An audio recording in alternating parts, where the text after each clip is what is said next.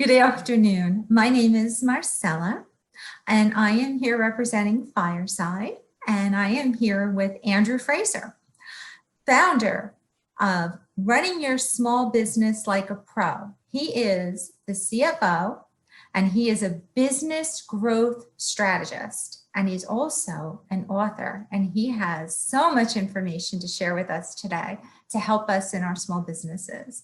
Andrew? Thanks for having me. It's excited to be here and look forward to chatting with you and sharing some valuable information.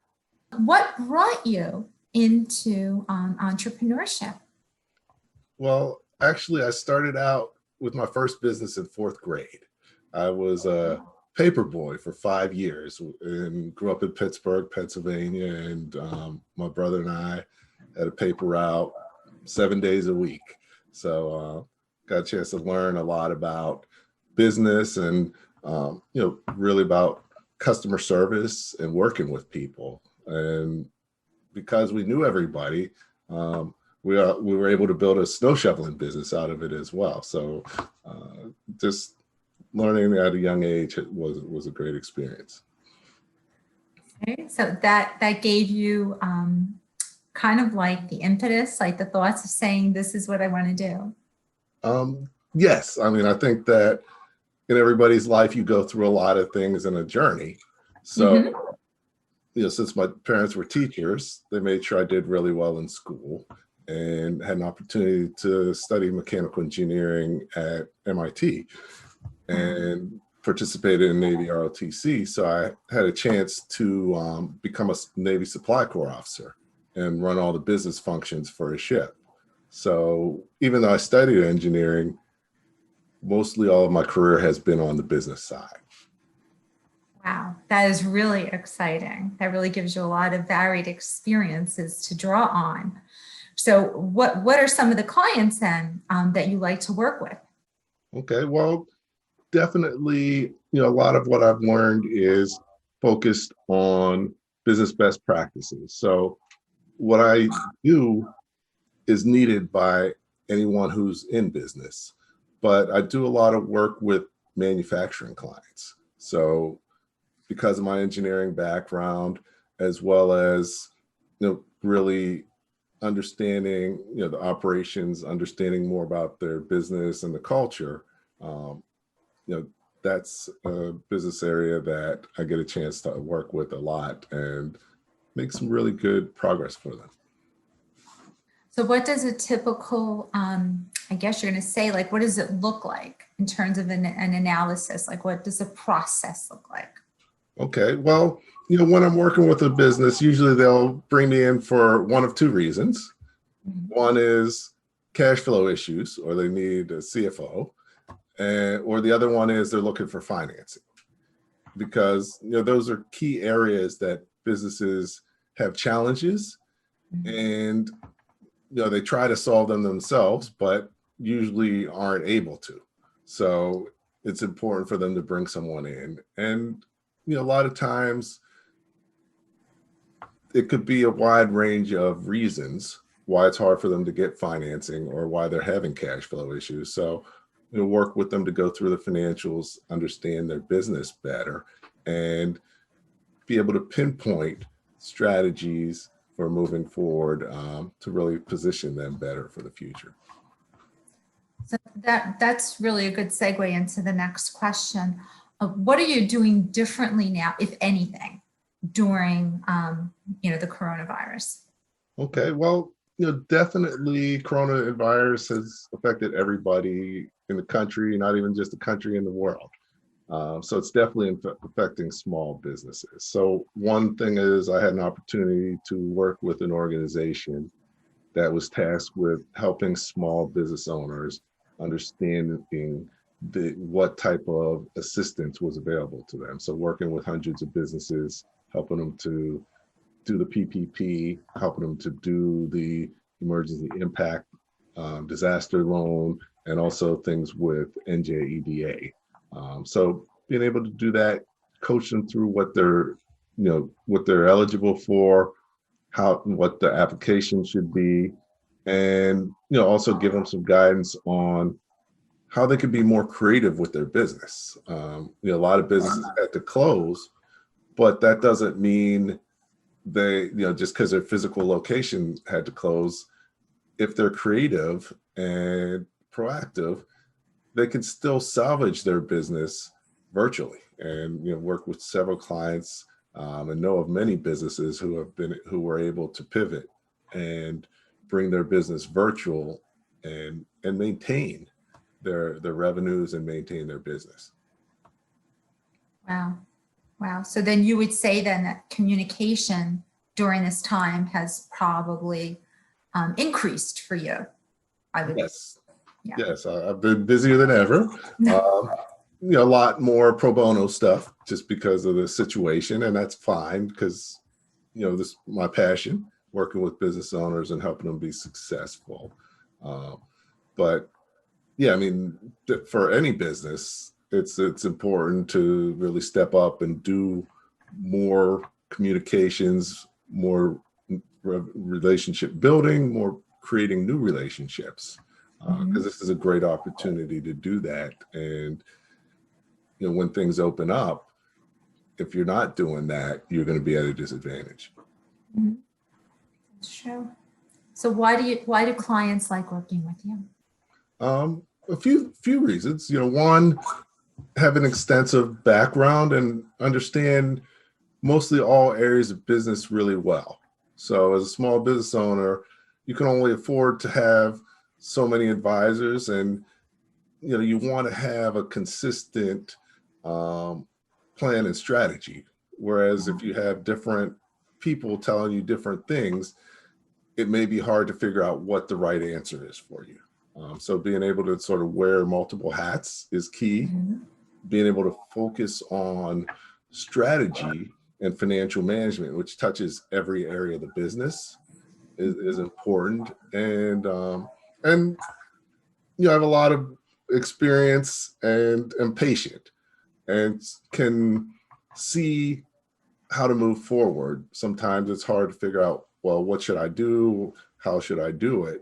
And being able to work with them, communicate with them, and not only coach, but consult with them. So if they can't, if they need someone on their team that can get things done because they don't have the expertise, I can do that in addition to coaching the owner as to how to run their business more effectively and build their team and build their organization.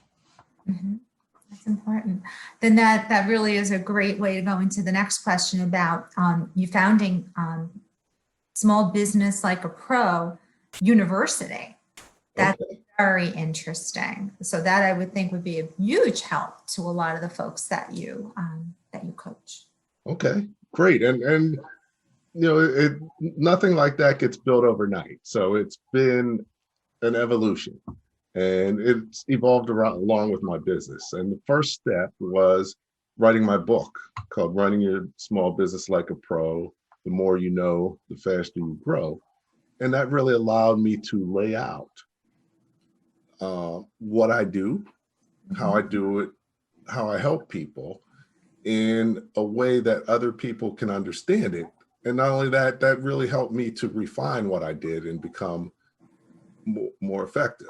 So the first step was really writing the book, which actually took 5 years. So when you're a small business owner, you got to do your business. So you don't have a whole bunch of time to sit around writing a book.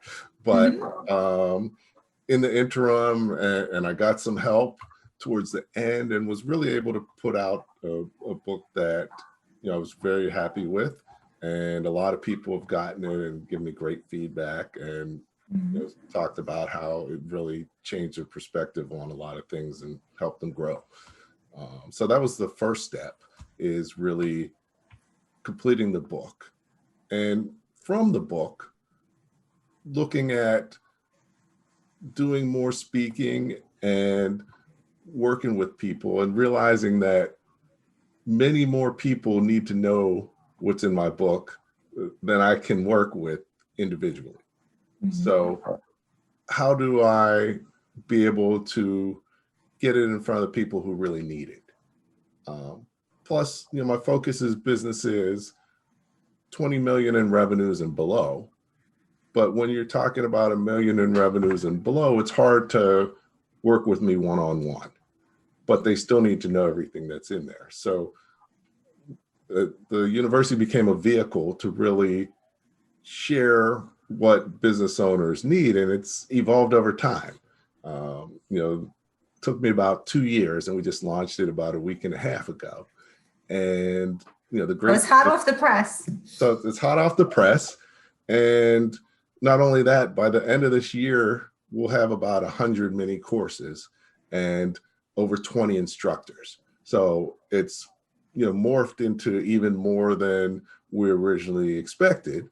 But it's great because we touch upon every area of business. So as a business owner, if you need to know something about marketing, or if you need to know something about operations or finance, it's got you covered. And, it's great to be able to create something like that where there's courses, but there's also, networking, live activities, so that it's really a complete system to help you run your business more successfully.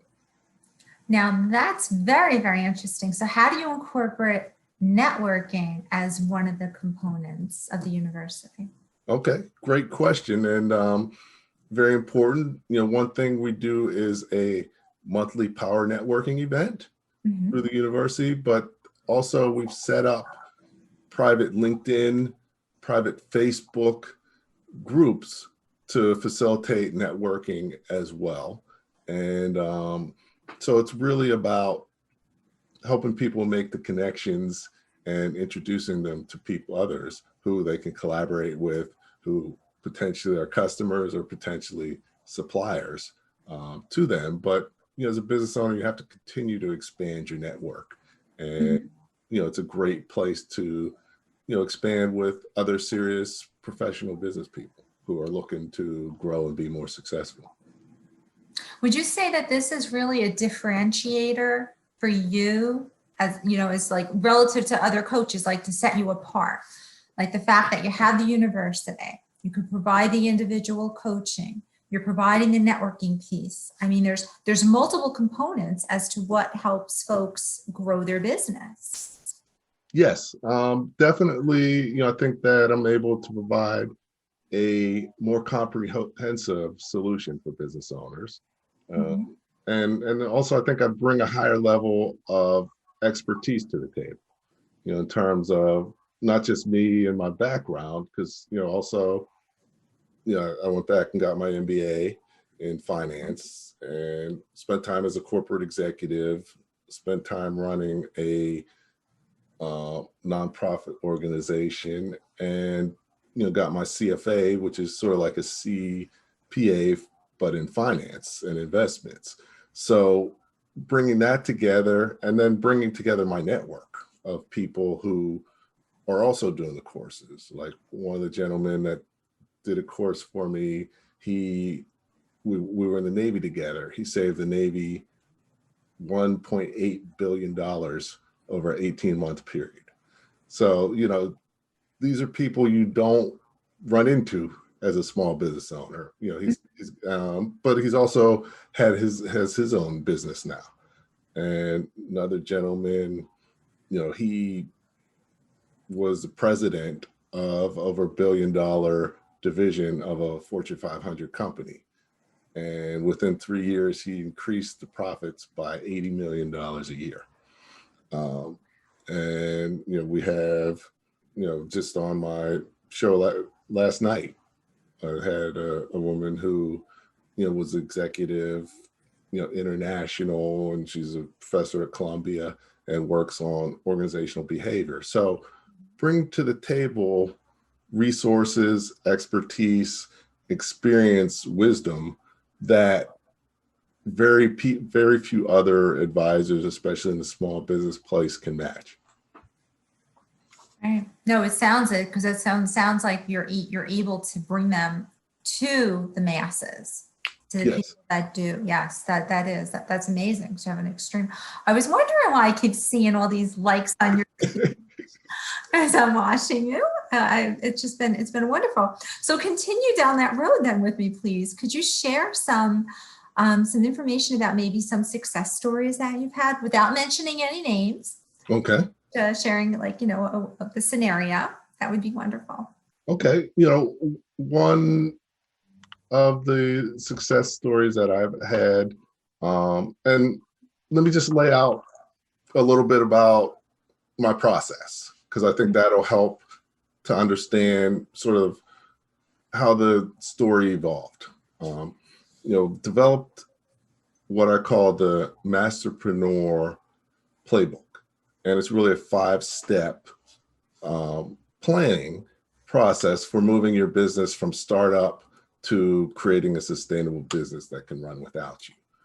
So one of the things I do is help people successfully achieve steps and be able to transition between them. So, the 5 steps are: first, you're focused on developing your business. But once you've developed your business, you get started up, and then you end up working in your business. You're like an employee, and then like a supervisor. So that's early on in your business. But the goal is to go from working in your business to working on your business. Yeah. So how do you do that? And most businesses never do that successfully, because the owner has to really learn a lot of new skills and be able to change how they interact with the organization. So, one of the examples is, work with a client who was having cash flow issues. She wasn't sure, where they were coming from, and she runs a school. So, we sat down, and really the first thing I look at is your financials. So we looked at her financials, and she had them, but she didn't really understand how to read them or understand what they tell you. And we found that there were several reasons why she was having cash flow issues. One, she wasn't quite at scale, so needed to increase her revenues, but also there were a lot of expenses that she may not have really needed to have. Gotcha. And as a teacher and someone coming from the education field, you're focused on, what's the best experience and best way I can teach. But as a business owner, you have to focus on, how do I make my business sustainable and how do I make sure it's making money? And those aren't the same views. So if you're not the business person in your business, who is? So the biggest thing, she was great accomplishment. She was like, you changed me from an educator to a business person, where, she looks at her financials. She already knows what to expect for the upcoming year. And she has a budget and a plan. We did strategic planning. So she laid out a strategic plan that she communicated to her staff and team, which really got them involved in really moving the business forward. So it wasn't just her. And then we were able to help her structure the business. So instead of needing to be there every day and be there long hours, she was able to work off-site 2 days a week and really focus on working on her business instead of having to work in her business. So that's, one great experience with someone I've worked with. She's doing well, actually. During the COVID, took her school to totally virtual. So went from being an on-site school to totally virtual, private school, and kept all of her clients. And made the same amount of money, but she acted fast. She over the weekend before COVID closed, they set up everything to go virtual. They worked that whole weekend, laid out their plan and strategy, and implemented that Monday. So all the parents didn't see any interruption in their kids' education, and they set up things that the kids could do at home and activities and exercises. Whereas if she had hesitated, then that would have been hard to maintain those relationships parents might have found other solutions. So, but she's really sharp and a really great business person, and focused on moving her business forward. But she's able to do that because she created the structure so that she can work on her business and not necessarily have to work in it all the time. So that's one example of helping someone move from working in their business to working on their business. That's an excellent example. It's an excellent example as to how your coaching abilities transformed someone and assisted them, and also too on their end as to how receptive they were. Yes. To the coaching piece. Yes. Which is a game changer for a lot of people. Right. Right. And not everybody is receptive. So, I can figure that out pretty early. And, you can only help people as much as they're willing to be helped. Another example of someone I worked with, actually taking them from working on their business to the next step of working on the future of their business. And, that, a lot of business owners get to a certain point and get stuck. So, you go as far as you're prepared to take it. But, like she had to go from working in to working on, and to work on your business, you have to have numbers and analysis and measurement, because you can't improve your business if you don't measure things. And the next step is, during that phase, you set up your processes and procedures, and you build capacity. So, the next step, working with another client to help them go from being the manager to becoming more of an executive, where he had in place employees, had supervisors, he was the manager, but going from being a manager to going to be an executive, you're really going to be a leader of managers. And it's a totally different, role. Being a manager, you're measuring stuff, you're telling people what to do, you're setting up the plan. But being a leader of managers, you really have to be a coach and let other people manage. And it's really hard to do that if you've been a manager, because you start micromanaging your managers. And if you're a good manager, you don't like to be micromanaged. So, one, it's hard to keep managers, or you make them passive and just allow them, they allow you to manage, and they just do what you tell them. But then then you have to be there because you're the manager, because they're not going to. So, it's an art to be able to understand how to work with people and influence them and lead them, as opposed to telling them what to do and how to do it. And, I've worked with them for a few years now. And, a lot of this stuff takes time to implement successfully. And many things, you have to work hard, and then you get a huge breakthrough. So, it takes a commitment, but if you do it right, your business really moves forward in a good way. Right now, his business, he really doesn't even need to go there. And so the next problem is, well, what does he do? And, and that's the final step, working on scaling your business. So now that he has his business, it's running by itself, we developed the strategies to grow. Now it's time to implement the strategies to scale his business. And, that's the exciting part, the fun part, because a lot of business owners, that gives an opportunity to really market, be more outwardly focused, and not have to worry about, the day-to-day and whether things are working beneath them. But to get there, you have to build the organization and build the leadership team that can do that. And that's not easy.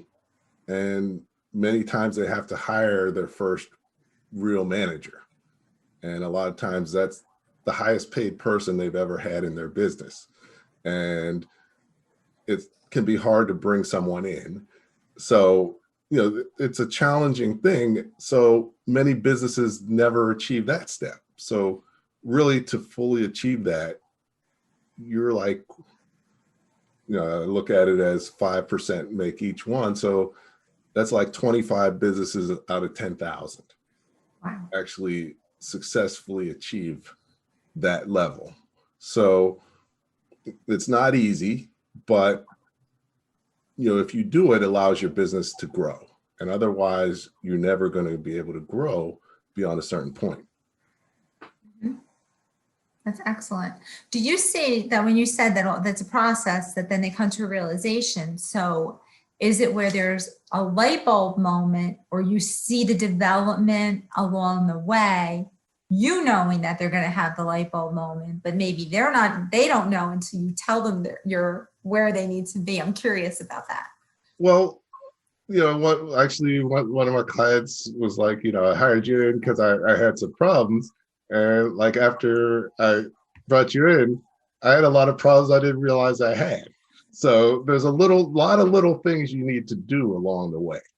And a lot of these things, especially your organization, if it's not set up to have the information you need to measure, it takes time to set up these systems and processes so that you have access to the information you need to run your business better. So, a lot of times it takes a minute, and also it takes some time because you have to develop your leadership team. Like we'll come in and do leadership development, and it takes some time to change, and so you're evolving.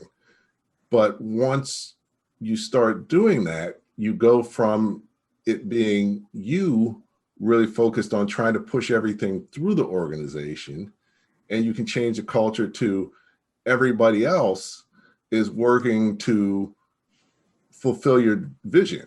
So if you have 25 employees, that's 25 people working on what you want to do because you set up the process, as opposed to you trying to get them to what you want to do. So your productivity goes up so much more.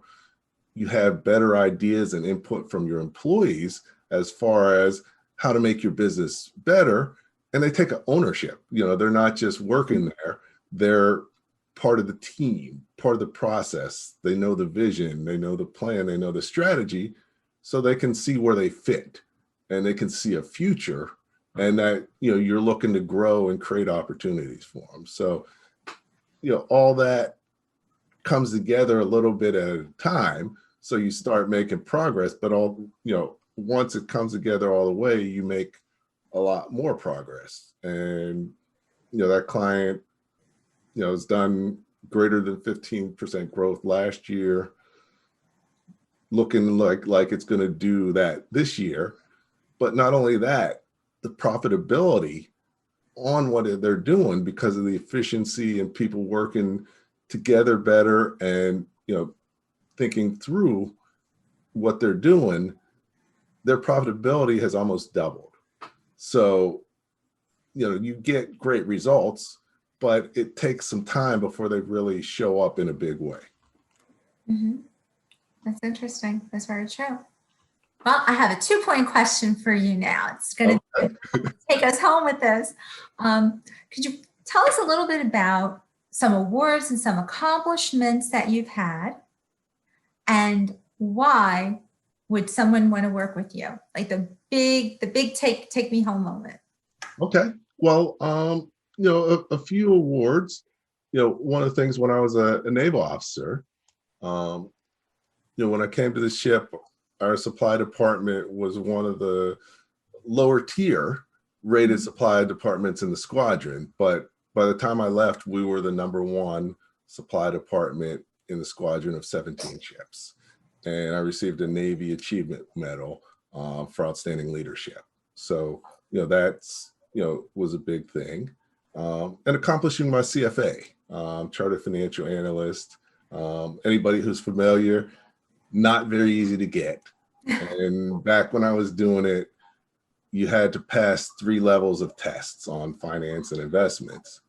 And they only gave this test once a year, Wow. right after Memorial Day. So every year your Memorial Day is ruined.